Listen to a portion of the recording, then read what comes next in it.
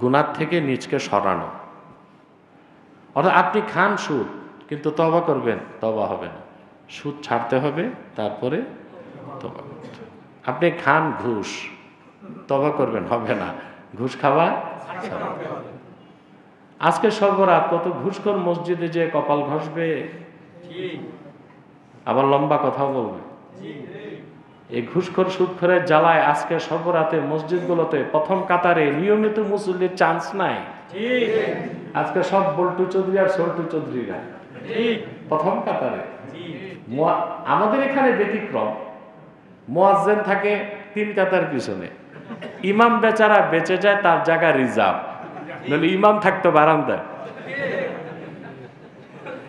ঠিক না? তো গুনাও করবেন, তওবা করবেন, তা হবে না, গুনাহটা ছাড়তে হবে। প্রথম হচ্ছে অনুশোচনা, তারপর হচ্ছে গুনাহ ছাড়া। 3 নাম্বার হচ্ছে আইয়াজ আমা আল্লাহ ইয়াউদা ফিহা আবাদা। শপথ করতে হবে আল্লাহ যে গুনাহ ছাড়ছি জিন্দেগিতে আর করব না।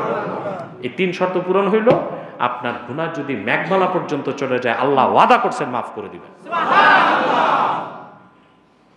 তবে একটা জায়গায় সমস্যা, যদি বান্দা, এগুলো হচ্ছে যদি আল্লাহর হক নষ্ট করেন, আর যে বান্দার হক নষ্ট করেন, তখন 3 শর্তে হবে না, 4 শর্তে। কত শর্ত? 4। বান্দার হক বুঝেন? সুদ খেলে কার হক নষ্ট হয়? ঘুষ খেলে, চাঁদাবাজি করলে, টেন্ডারবাজি করলে, খাদ্যে ভেজাল দিলে, পাল্লায় ওজনে কম দিলে, আরেকজনের সীমানা ধাক্কাইলে, মিথ্যা মামলা দিলে, বান্দার হক যে নষ্ট করছেন।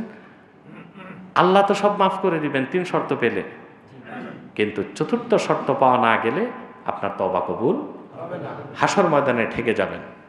সেটা হচ্ছে বান্দার থেকে আপনাকে মার্সি নিতে হবে, সুবহানাল্লাহ, কিংবা যে হক মারছেন তা ফেরত দিতে হবে।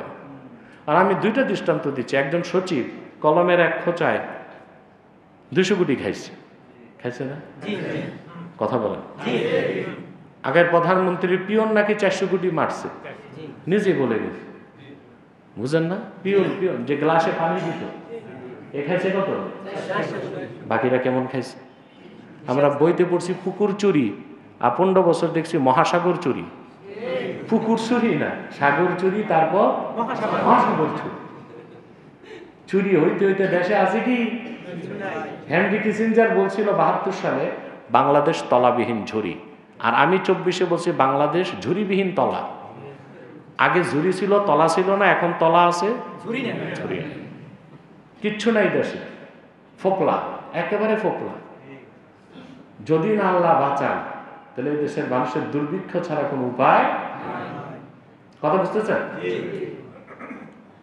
তো বলছিলাম, বান্দার হক যদি নষ্ট করেন, এখন সচিব সে তো 200 কোটি চুরি করছে, একজনের টাকা না 18 কোটি জনগণের।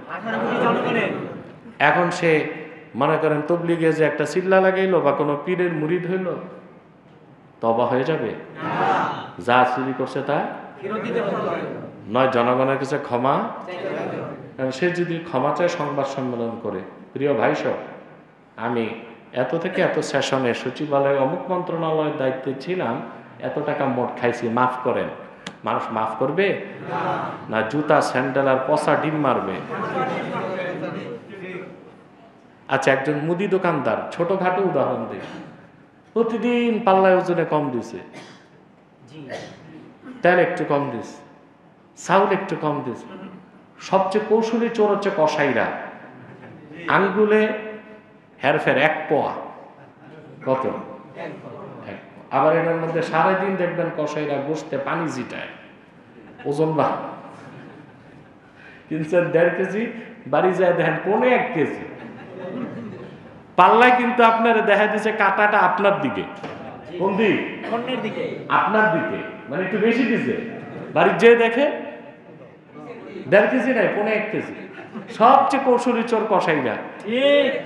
তবে সব কসাই না, কিছু কসাই না, বেশি কসাই, বেশি খারাপ, কিছুই ভালো।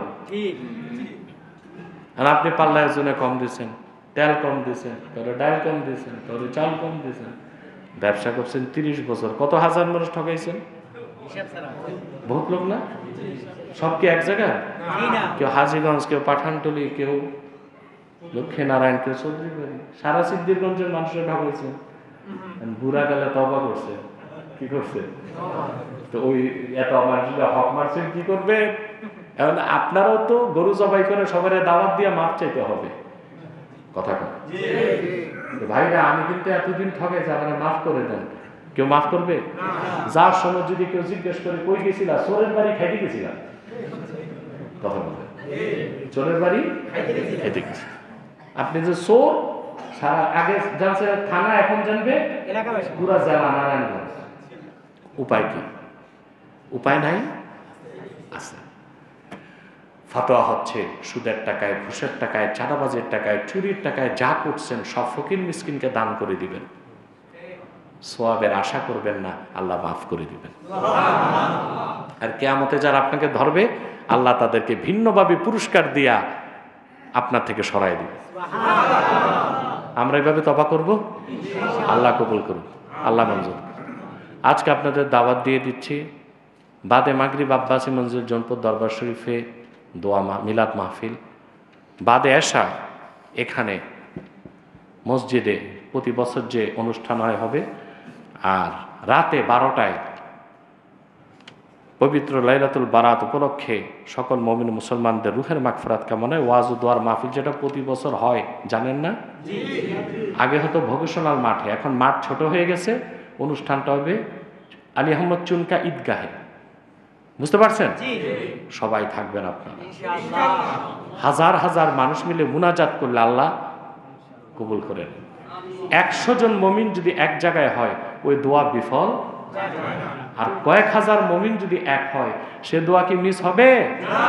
আপনাদের বাবা মা, আত্মীয় স্বজন সব শুয়ে আছে পাশের কবরস্থানে, তাদের আত্মার মাগফিরাত কামনায় আপনারা রাতে 12টার অনুষ্ঠানে উপস্থিত থাকবেন ইনশাআল্লাহ। আল্লাহ আমাদেরকে কবুল করুক, মঞ্জুর করুক। যাদের সুন্নত বাকি সুন্নত আদায়।